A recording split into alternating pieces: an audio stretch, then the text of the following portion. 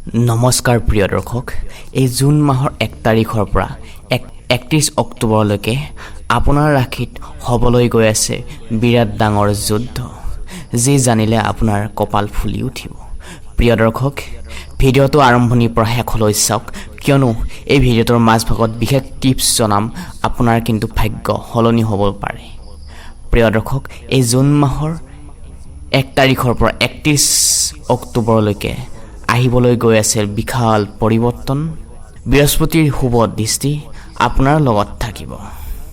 হয়, এই বৃহস্পতিৰ শুভ দৃষ্টি আপোনাৰ ওচৰত থাকিব, যাৰ ফলত কোন ক্ষেত্ৰত কি ক্ষেত্ৰত আপোনাৰ সুখ শান্তি লৈ আহিব এই বৃহস্পতি গ্ৰহই সবিশেষ থাকিব এই ভিডিঅ'টোত। প্ৰিয় দৰ্শক, যেতিয়াই বৃহস্পতি গ্ৰহই উচ্চ অৱস্থাত স্থিতি হয়, তেতিয়াই ৰাশিত শুভ ফল লৈ আহে। জুন মাহৰ 1 তাৰিখৰ পৰা অক্টোবৰৰ 31 তাৰিখলৈকে বৃহস্পতি গ্ৰহই ৰাশি চক্ৰৰ বিশেষ পৰিৱৰ্তন আনিবলৈ গৈ আছে। আপোনাৰ ৰাশিত কি পৰিৱৰ্তন লৈ আহিছে সবিশেষ জানিবলৈ ভিডিঅ'টো আৰম্ভণিৰ পৰা শেষলৈ চাওক। আৰু ভিডিঅ'টো ভাল লাগিলে লাইক কৰাৰ লগতে চেনেলটি ছাবস্ক্ৰাইব কৰি থ'বলৈ একেবাৰে নাপাহৰিব। মিথুন ৰাশিৰ জাতক জাতিকা পুৰুষ মহিলা, হয়, 31 অক্টোবৰ মাহৰ সময়ছোৱাত আপোনাৰ ভাগ্যই আপোনাক ছাপোৰ্ট কৰিব। কৰ্কট ৰাশিত পূৰ্ণ বলি অৱস্থাত থাকিব বৃহস্পতি গ্ৰহটো 1 জুনৰ পৰা 31 অক্টোবৰ সময়ছোৱালৈকে, অৰ্থাৎ উচ্চ অৱস্থাত স্থিতি হ'ব। গতিকে প্ৰিয় দৰ্শক, এই স্থিতিটি 12 বছৰ মূৰত এবাৰহে দেখা পোৱা যায়। বৃহস্পতিৰ স্থিতি দ্বিতীয় স্থানত থাকিব, যাৰ ফলত ইনকামৰ ক্ষেত্ৰত ধনৰ ক্ষেত্ৰত আগবাঢ়িব পাৰিব, ভাল লাভদায়ক ল'ব পাৰিব। যিসকলে নিজৰ ব্যৱসায় কৰি আছে, চৰকাৰী চাকৰিয়াল নহয়, নিজৰ ব্যৱসায় কৰি আছে, নিজে সৰু সুৰাকৈ ইনকাম কৰি আছে, ব্যৱসায় এটা কৰিম বুলি ভাবি আছে, তেওঁলোকে কিন্তু যদি ব্যৱসায় কৰিব বিচাৰে কিন্তু ভাল সফলতা লৈ আনিব পাৰিব কিন্তু। আৰু যিসকলে ব্যৱসায় কৰি আছে, গেলামাল চব্জি দোকানৰ, ভাল হাৰ্ডৱেৰ দোকান, তেওঁলোকে যদি নিজস্ব ব্যৱসায় কৰি আছে, সিহঁতেও কিন্তু ভাল ফল লৈ আহিব। বৃহস্পতিৰ শুভ দৃষ্টিত ইনকামৰ ক্ষেত্ৰত এটা ডেভেলপমেণ্ট হ'ব পাৰিব আগতকৈ। চাওঁতে 5টা মাহ পাৰ হৈ গ'ল, বাকী আৰু 6 মাহ বাকী আছে 2026 চনটো পাৰ হ'বলৈ। এই 6 মাহৰ ভিতৰত আপুনি ভাল খবৰ পাব, নিজে লক্ষ্য কৰিবচোন।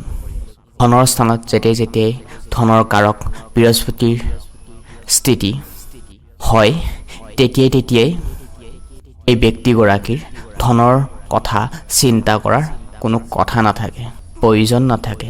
প্ৰিয় দৰ্শক, এইখিনিতে জনাওঁ যে আপোনাৰ ৰাশি যদি মিথুন হয়, তেনেহ'লে মিথুন ৰাশিৰ জন্মৰ পৰা মৃত্যুলৈ সম্পূৰ্ণ জীৱন বিশ্লেষণ, কোনখিনি ক্ষেত্ৰত সাৱধান হ'ব লাগিব, সকলোবোৰ পাতকৈ আমি বিস্তাৰিতভাৱে দাঙি ধৰিছোঁ।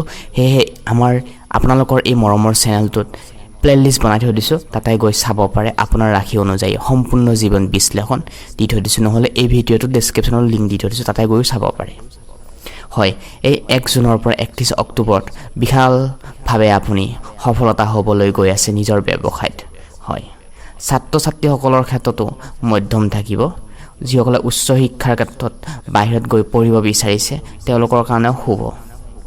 প্ৰিয় দৰ্শক, যেতিয়াই বৃহস্পতি গ্ৰহই দ্বিতীয় স্থানত সংযুক্ত হয়, তেতিয়াই আপোনাৰ কথা বতৰাবোৰ কোৱাত মধুৰতা আহিব।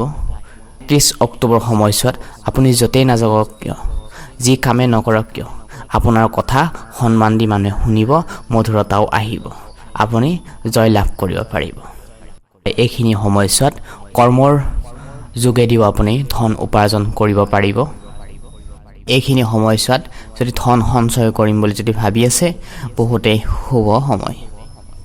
হয়, শৰীৰৰ ক্ষেত্ৰত যদি ৰোগ প্ৰতিৰোধ বহুত দিন ধৰি আপোনালোকৰ বেমাৰ আজাৰৰ পৰা চলি আছিল, প্ৰব্লেম পাই আছিল, বৃহস্পতিৰ শুভ দৃষ্টিত আপোনালোকৰ পুৰণা বেমাৰ আজাৰবোৰ শেষ হ'ব। নতুনকৈ স্বাস্থ্যৰ ক্ষেত্ৰত ডেভেলপমেণ্ট হ'ব পাৰিব,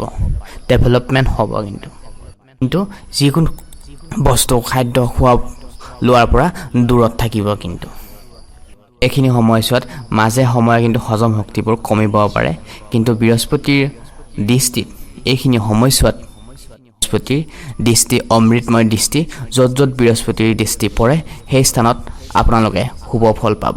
কৰ্মস্থানত পাব, স্বাস্থ্যৰ ক্ষেত্ৰত পাব, এডুকেশ্যনৰ ক্ষেত্ৰত পাব। কিন্তু স্বাস্থ্যৰ ক্ষেত্ৰত সতৰ্ক হ'ব লাগিব। বাহিৰত যদি আপুনি বহিৰাজ্যত গৈ কাম কৰি আছে বা বাহিৰৰ কোম্পানীত কাম কৰি আছে বা বাহিৰৰ আপুনি অহা যোৱা কৰোঁতে বাহিৰা খাদ্যৰ খোৱাৰ পৰা দূৰত থাকিব, নহ'লে পেটৰ সমস্যা হ'ব পাৰে, হজম শক্তি কমিব পাৰে। সেইকাৰণে খাদ্য খোৱাক লৈ অলপ চালি জাৰি অতি অলপ গুৰুত্ব দিব লাগিব। বাকীৰ ক্ষেত্ৰত ঠিকে আছে। এইখিনি সময়ছোৱাত আপুনি লক্ষ্য কৰিব প্ৰিয় দৰ্শক, বিভিন্ন পুৰণি ৰোগ প্ৰতিৰোধ ক্ষমতা আপোনালোকৰ শেষ হ'ব। কিন্তু কভাৰ হৈ আপুনি এটা নতুন লাইফষ্টাইল কটাবলৈ গৈ আছে। লগতে অষ্টম স্থানত বৃহস্পতিৰ দৃষ্টি, পুনৰ দৃষ্টি থকাৰ বাবে কিছু আধ্যাত্মিক কথা ঠাউতি অলপ বাঢ়িব। ধৰ্মৰ কৰ্মৰ ক্ষেত্ৰত বিশ্বাস আস্থা বাঢ়িব। প্ৰিয় দৰ্শক, যেতিয়াই বৃহস্পতিৰ অষ্টম স্থানত স্থিতি হয় তেতিয়াই ধৰ্ম কৰ্মৰ ক্ষেত্ৰত আস্থাৰ বিস্তাৰ বিশ্বাস হয়, বহুখিনি বৃদ্ধি পায়। তেনে ক্ষেত্ৰত সংযোগ দেখা পোৱা গৈছে। হয়, লাভ ৰিলেশ্যনশ্বিপৰ ক্ষেত্ৰত গোপনে যদি আপুনি লাভ ৰিলেশ্যনশ্বিপ কৰিব বিচাৰে তেনে ক্ষেত্ৰত অশুভ ফল পাব। সেয়েহে নিগেটিভ চিন্তাবোৰ আঁতৰাই পজিটিভ চিন্তা লৈ আগবাঢ়ি যাওক। বিশেষকৈ নিজৰ লাইফ পাৰ্টনাৰক লগত ছাপোৰ্ট কৰিবলৈ যথেষ্ট চেষ্টা কৰক। আৰু লগতে প্ৰিয় দৰ্শক, মিছা কথা নক'ব। কেতিয়াবা মিছা কথা যদিও কয় সেইটোৰ পৰা দূৰত থাকিব।